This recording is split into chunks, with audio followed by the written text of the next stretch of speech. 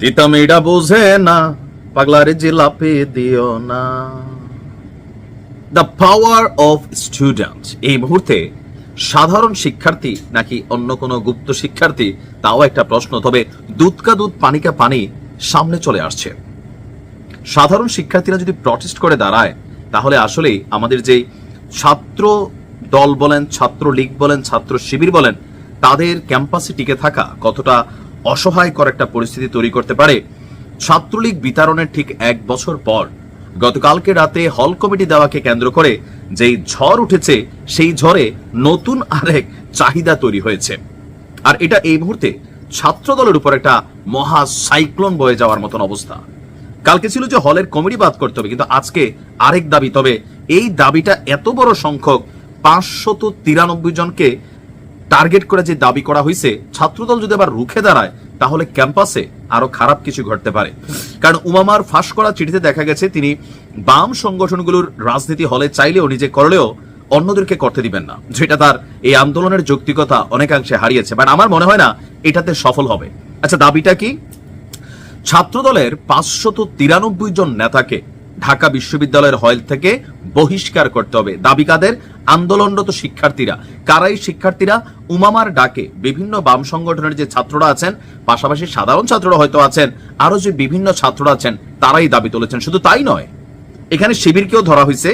শিবিরের যদি হল কমিটি থাকে, এখন শিবিরের হল কমিটি এখনো প্রকাশ্যে আসে নাই, গুপ্তভাবে থাকতে পারে, তো সেই গুপ্তকেও তারা সুপ্ত করে নিয়ে আসছে। তারা বলছে যে গুপ্ত রাজনীতি যারা করে তাদের বিরুদ্ধে ব্যবস্থা নিতে হবে, এবং যদি কমিটিগুলোতে যাদের নাম মেনশন করা হয়েছে 593 জন, তাদেরকে হল থেকে বহিষ্কার করতে হবে। তো তারা কি ছাত্র না? তারাও তো ছাত্র, নাকি তারা অছাত্র? ছাত্রদলের কমিটি ঘোষণা ঘিরে হল পলিটিক্সের বিরুদ্ধে মধ্যরাতে বিক্ষোভে উত্তাল হয়ে ওঠা ঢাকা বিশ্ববিদ্যালয়। এরপরে আস্তে আস্তে বাকি দাবি দাওয়াগুলো সামনের দিকে আসতে শুরু করে। রাত 2টার দিকে উপাচার্য ডক্টর নিয়াজ আহমেদ তিনি আপনার ছাত্র রাজনীতি নিষিদ্ধ করার যে সিদ্ধান্ত ছিল সেটাকেই আবারও বলবৎ করেন। আর এই নীতিমালার অধীনে স্ব হল প্রশাসন, মানে যতগুলো হল আছে 18টা হল, তাদের যেই প্রশাসন আছে তারা ব্যবস্থা নেবেন। আর এরপর আমরা দেখলাম যে ছাত্রদলের 18টি আবাসিক হলে, ছাত্রদলের যে 18টি আবাসিক হল আছে, এখানে ছাত্রদলের কমিটিতে মোট 593 জন শিক্ষার্থীর সমন্বয়ে গঠিত কমিটিটি।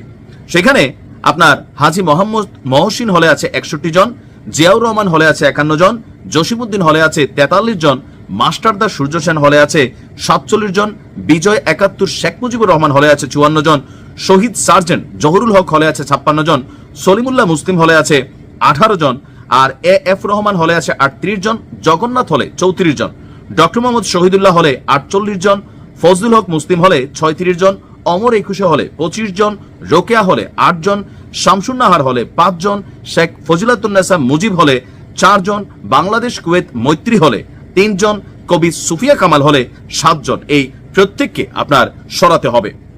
রোকেয়া হলের শিক্ষার্থীদের পক্ষ থেকে বলা হয়েছে, বিশ্ববিদ্যালয়ের শুরু থেকেই লেজুর ভিত্তিক দলকানা শিক্ষক এবং ছাত্র রাজনীতি শিক্ষার্থীদের মধ্যে ভয় তৈরি করেছে এবং একাডেমিক পরিবেশ ধ্বংস করেছে। এই ধরনের রাজনীতি চিরতরে বন্ধ করতে হবে।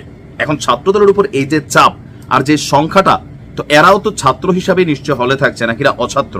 যদি অছাত্র হয় সবগুলারে মুহূর্তে বহিষ্কার করতে হবে, কিন্তু যদি ছাত্র হয় কমিটি ভেঙে দেওয়া জরুরি ছিল। তারপরে সাধারণ শিক্ষার্থীদের ভয় যে কমিটি তো কাগজ কলমে ভাঙছে, কিন্তু প্র্যাকটিক্যালি পেশি শক্তিতে হয়তো তারা সেখানে প্রভাব বিস্তার করতে পারে, যার কারণে তাদেরকে বহিষ্কার করতে হবে। তো এখন শিবিরের কেউ, শিবির তো কমিটি দেয়ই নাই, আর শিবিরের রাজনীতিরা চলে একটু তলে তলে। তো এখন সবকিছু মিলিয়ে ছাত্রদলের উপর আসলে একটা খড়গ তৈরি হচ্ছে। এই খড়গ কই পর্যন্ত যায়? এই দাবি কি পরবর্তী সময় বাংলাদেশের অন্যান্য পাবলিক এবং প্রাইভেট ইউনিভার্সিটিগুলোতেও ওঠে কিনা, সেটাই একটা বিষয়, যে ছাত্রদলকে কি আসলে ফাইনালি ক্যাম্পাসই ছাইরা দিতে হয় কিনা, সময় বলে দিবে। ভালো থাকুন।